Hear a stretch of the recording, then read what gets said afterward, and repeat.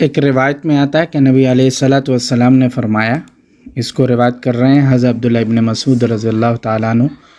کہ لا یزال الناس صالحین متماسکین ما اتاہم العلم من اصحاب النبی ومن اکابرہم فاذا اتاہم من اصاغر ہم ہلکوا، کہ آپ صلی اللہ علیہ وسلم نے فرمایا کہ لوگ نیک اور اسلام پر قائم رہیں گے جب تک علم ان کے پاس اصحاب رسول صلی اللہ علیہ وسلم کی طرف سے اور ان لوگوں کے اکابر کی طرف سے آئے گا۔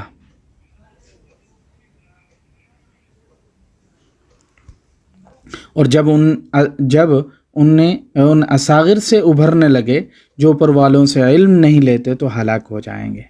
تو آج کل اگر ہم دیکھیں تو اس کے بنیادی محرک یہ ہے کہ ہم نے اصاغر سے اپنے دین کو لے لیا ہے۔ اب ایک سوال اہم پیدا ہوتا ہے کہ یہ جو ہمارے ہاں جو اعمال ہو رہے ہیں اس کا محرک کیا ہے؟ اس کے محرک بنیادی طور پر جو میں سمجھتا ہوں وہ محرک جو ہے وہ دینی ثقافتی دینی دلائل نہیں ہیں، نصوصی دلائل نہیں ہیں جو نصوص سے آ رہے ہیں، بلکہ یہ ہمارے اوپر تہذیبی اثرات کے نتائج ہیں۔ نبی علیہ الصلوۃ والسلام کے ساتھ جو یہ عقیدت کا جو طریقہ کار اختیار کیے، یہ در حقیقت ہندو مت سے ہم نے مستعار لیا ہے، ہم نے وہاں سے اخذ ڈرائیو کیا ہے، ایک کلچرل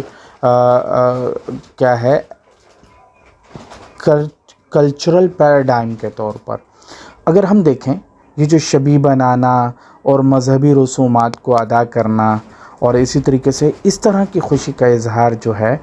یہ ہم نے ہندوؤں کے جو تہوار ہیں ان کے ہاں جلوس موجود ہیں، ان کے ہاں جو ہے وہ کیا کہتے ہیں باقاعدہ طور پر چوک و چوراہوں کو بند کر کے اس کے لیے جو ہے شبیہیں بنا کر لا کر جلوسوں کو لے کر چلنا، اور پھر اس میں کیا ہے جب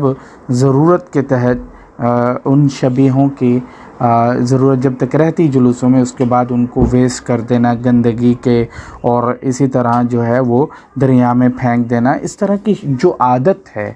روڈ بند کر کے، اور یہ چیزیں یہ پیدا ہوئیں۔ اور اس کو پھر ہندوستان میں جب اخذ کیا مسلمانوں کے ہاں تو اہل تشیع کے ہاں جو شبی بنائی گئی، یہ اس کا مسلمانوں کے اندر جو ہے یہ پہلا شیوع ہوا پہلا، اور یہ اس کی ابتدا جو ہے مسلمانوں میں جو ہے وہ شبی بنا کر اپنی مذہبی شبی بنانے کے حوالے سے یہ عہد تیمور میں ہوا۔ اس کے بعد جو ہے کیونکہ یہ سلسلہ چل نکلا مسلمانوں میں، تو آہستہ آہستہ ہمارے ہاں اب زمانے میں مولود یعنی ربیع الاول میں آپ صلی اللہ علیہ وسلم کے تذکرے کے لیے دینی خالصتاً دینی مجالس کا انعقاد ہوتا رہا ہے، یعنی آپ صلی اللہ علیہ وسلم کی سیرت کے حوالے سے کوئی کانفرنس ہو گئی ہے، یا آپ صلی اللہ علیہ وسلم کے پر درود پاک پڑھنے کے لیے محافل کا انعقاد، اس طرح کے خالصتاً دینی مزاج کے جو طریقہ تھا وہ شائع اور عام رہا۔ لیکن یہ جو شبیہ کا جو تعلق ہے، یہ جو ہم آج کل دیکھتے ہیں کہ کعبۃ اللہ کی شبیہ بنا لی، یا پہاڑیاں لگائی گئی ہیں، یا اس طرح کے دیگر اعمال ہیں، یہ در حقیقت ثقافتی ہیں۔ لہٰذا ثقافتی تناظر میں جو چیزیں ہیں ہمیں اس بات میں احتیاط کرنی چاہیے کہ اس کو نصوص سے ثابت کرنے کی کوشش نہیں کریں، جیسے کہ ابھی ذکر ہوا کہ حوریں بنائی گئیں اور حوریں بنا کر بٹھائی گئیں، اور اسی طریقے سے کعبۃ اللہ اور جو ہے وہ خاص طور پر روڈ بند کر کے اس طرح کے جلوس نکالنا، یہ ہم نے ثقافتی اعتبار سے مستعار لیا ہے، ٹھیک ہے،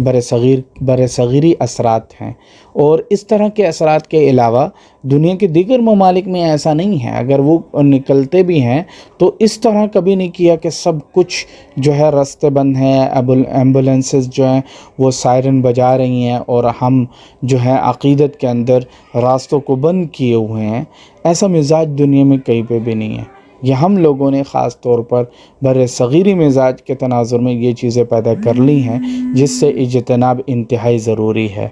تو اللہ تعالیٰ ہمیں ہندوانہ اثر سے اور برصغیری اثر سے بچائیں۔ وآخر دعوانا ان الحمد للہ رب العالمین۔ اور بالخصوص یہ کسوٹی ہے، ہندو برصغیری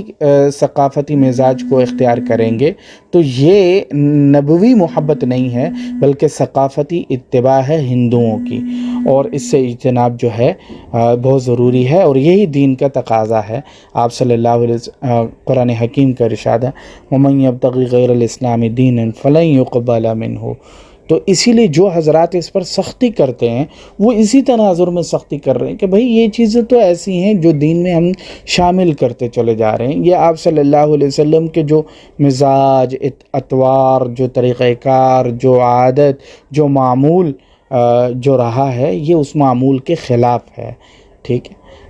اور جو ثقافتی جو اخذ ہے اس سے ہمیں اجتناب کرنا بہت ضروری ہے۔ معذرت کے ساتھ ہم اگر دیکھیں تو ہمارے اوپر سماجی اعتبار سے، ہماری مذہبیات پہ، ہمارے جو بالخصوص سماجی پہلو جو ہے اس کے اوپر جو اثرات ہیں ہندوؤں کے، وہ ہمارے ہاں آج بھی موجود ہیں۔ ہمارے رسم و رواج دیکھ لیں،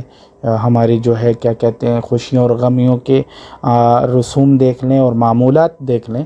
اسی طرح اس ہندوؤں کا یہ اثر بھی ہم قبول کیے جا رہے ہیں کہ ہم لوگوں نے ویسے ہی اسی طرح کی شبیہیں بنانا، اسی طریقے سے جلوس بنانا، اسی طریقے سے روڈوں کو بند کر دینا، یہ اور اسی طرح ہی ہندوؤں کے ہاں باقاعدہ طور پر جو جلوس نکلتے ہیں نوراتری وغیرہ اور اس کے بعد کے، تو اس کے اندر باقاعدہ طور پر ڈانس اور بھنگڑے اور اس طرح کی چیزیں جو ہے عام ہیں۔ تو ہمارے ہاں بھی وہ چیزیں پیدا ہوتی جا رہی ہیں۔ اب یہ اہل علم کو کہنا چاہیے، لیکن معذرت کے ساتھ بہت سے ایسے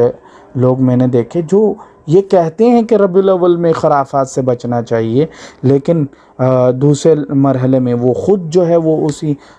انہی اعمال کو کرتے ہوئے نظر آتے ہیں۔ تو اللہ تعالیٰ، یہ محبت نہیں ہے، یہ رسول اللہ صلی اللہ علیہ وسلم کی اتباع اور محبت نہیں ہے، یہ در حقیقت برصغیری ثقافت اور برصغیر کے مزاج اور ہندوانہ مزاج کی اتباع ہے۔ اللہ تعالیٰ ہمیں نبی صلی اللہ علیہ وسلم کی اتباع کرنے والا بنائے، اور اسی طرح آپ صلی اللہ علیہ وسلم کی تعلیمات پر عمل کرنے والا بنائے، ویسا بنائے جیسے ہمیں نبی کریم صلی اللہ علیہ وسلم بنانا چاہتے تھے، نہ یہ کہ ہمیں ویسے بنائیں کہ جو ثقافت اغیار کی ہے ہم اس کو اس طرح قبول کر لیں کہ ہمیں دین اسلام کی حقیقی تصویر اور اغیار اور بالخصوص ہندوؤں کی ثقافت کے درمیان کوئی فرق نظر نہ آئے۔ اور اللہ تعالیٰ ہمیں اس عادت سے بھی بچائیں کہ جس عادت کے تحت ہم ایسے ہندوانہ اطوار کو باقاعدہ طور پر نصوص سے ثابت کرنے کی کوشش کریں۔ الیاذ باللہ، اللہ تعالیٰ ہمیں اس سے بچائیں۔ اور ایک اور چیز کی طرف بھی میں راغب کرنا چاہوں گا،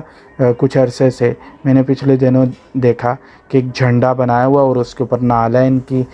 شبیہ بنی ہوئی ہے، اور ساتھ میں جشن ولادت نبی یا ایک اور کے اوپر لکھا ہوا تھا جشن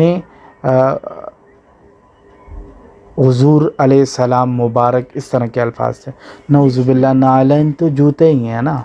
لیکن نبی صلی اللہ علیہ وسلم کے نامی کے ساتھ اس سے بڑا کفر کیا ہو سکتا ہے کہ ہمیں اس بات کی پہچان بھی باقی نہیں رہی کہ ہم نے جوتے کی شکل کے ساتھ نبی صلی اللہ علیہ وسلم کا نام لکھنا شروع کر دیا۔ میں نے اپنی آنکھوں سے ایک جگہ